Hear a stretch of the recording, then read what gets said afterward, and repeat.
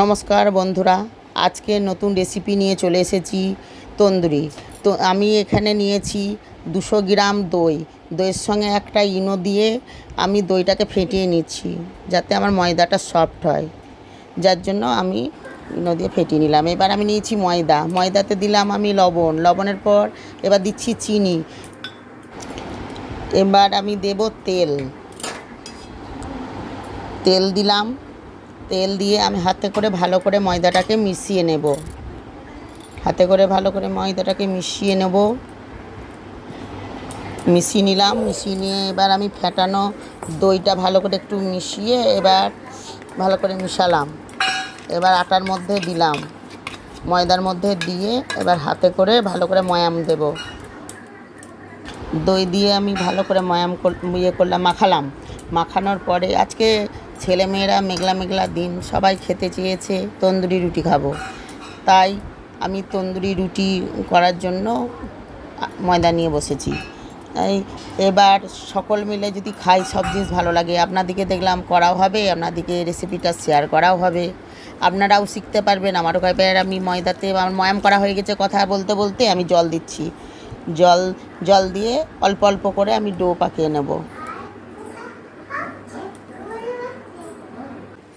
এ দেখুন আমাদের ডো কথা বলতে বলতেই তৈরি হয়ে গেছে।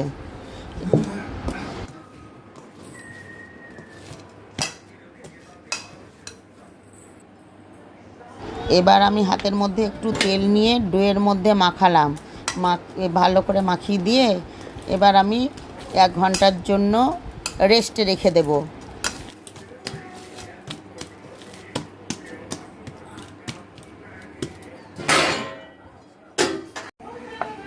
আমরা দেখুন ডো থেকে লেচি কেটে নিয়ে তন্দুরি বানাচ্ছি, এইভাবে বানাতে হবে।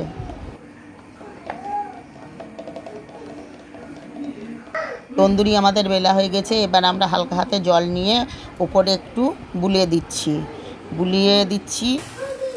এবার আমরা তাওয়ায় দিলাম। এবার হাতে করে একটু লাগিয়ে দিচ্ছি যাতে তন্দুরিটা ছেড়ে না যায়। দেখুন কেমন ফুলবে। এবার তাওয়ায় করে আমরা কিভাবে সেঁকছি দেখুন, কত সুন্দর ফুলছে। এইভাবে উল্টো করে সেঁকতে হবে।